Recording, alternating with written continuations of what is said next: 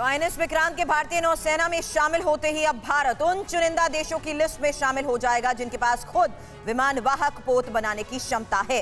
अब इस युद्ध पोत के बारे में हमारे संवाददाता आशीष सिंह ने दक्षिणी नौसेना कमान के प्रमुख vice admiral MA Hampiholi से की है खास बातचीत। वाइस एडमिरल के साथ की गई ये खास बातचीत आपको सुनाएं उससे पहले एक बार फिर से यहां पर देखिए रवि, ये बहुत जरूरी है आम जनता को भी ये बताना और समझाना कि क्यों आखिर ये भारत का अभिमान है और किस तरीके से इसको लेकर ये हम वर्चुअली दर्शकों को बताने और समझाने की कोशिश कर रहे हैं कि आखिर इसकी क्षमता है क्या, इसकी खासियत है क्या। हालांकि वाइस एडमिरल से हुई खास बातचीत अब से कुछ ही मिनट में आपके सामने होगी, लेकिन इस बीच जिस क्षमता के साथ बना है उसमें सबसे बड़ी बात यह है कि 76% स्वदेशी सामान का हुआ है इस्तेमाल, इसीलिए हम कह रहे हैं इंडिजीनियस है ये।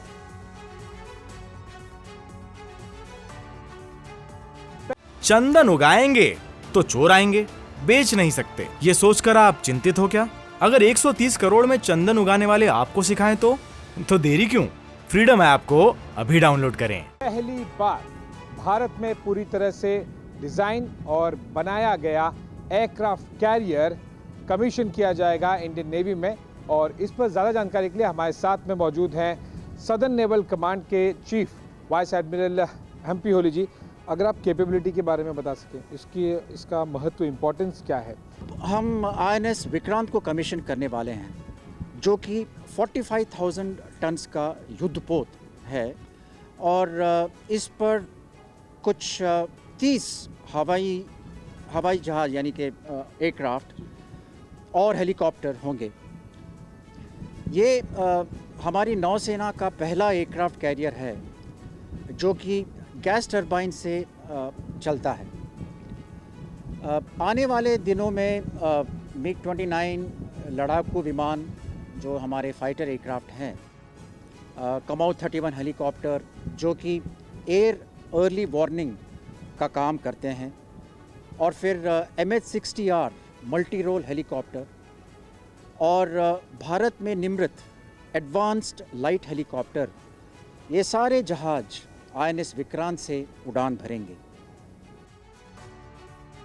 तो भारत के लिए आज गर्व और गौरव का दिन है, और हमने TV9 भारतवर्ष के स्टूडियो में भी पूरी तैयारी की है कि तब जब ये बहुत बड़ा ऐतिहासिक पल हमारे बीच हो तो आपको हम बेहतर तरीके से बता सके, समझा सके कि आखिर इसकी खूबियां क्या हैं, खासियत क्या है, और पूरा का पूरा एक तरीके से एक virtual INS Vikrant TV9 Bharatvarsh के स्टूडियो में इस वक्त मौजूद है ताकि आप और बेहतर तरीके से समझ सके आखिर भारत के लिए इतना महत्वपूर्ण क्यों है। तो आज से भारतीय नौसेना का फ्लैग भी बदल जाएगा। एक और आज ऐतिहासिक दिन है, एक बड़े बदलाव का दिन है।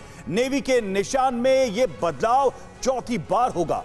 15 अगस्त को लाल किले से देश के नाम संबोधन में प्रधानमंत्री नरेंद्र मोदी ने कहा था कि हमें गुलामी की मानसिकता से 100% मुक्ति का संकल्प लेकर आगे बढ़ना है, और इसी के तहत नेवी का निशान भी बदला जा रहा है।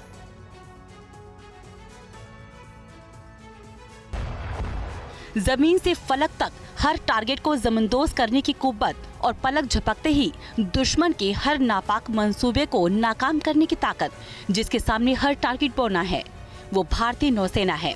देश की समुद्री सरहदों के प्रहरी इंडियन नेवी अब नया इतिहास रचने वाली है। अंग्रेजी हुकूमत की हर निशाने को मिटाकर नेवी को नया फ्लैग मिलने वाला है। प्रधानमंत्री मोदी आज नेवी के नए फ्लैग का अनावरण करेंगे।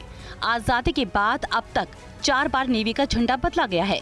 पहली बार 1950 में नेवी के निशान में बदलाव किया गया था। भारत जब गणराज्य बना तो नेवी की क्रेस्ट और झंडे को इस तरह बदला गया ताकि वे आजाद भारत को दर्शाए।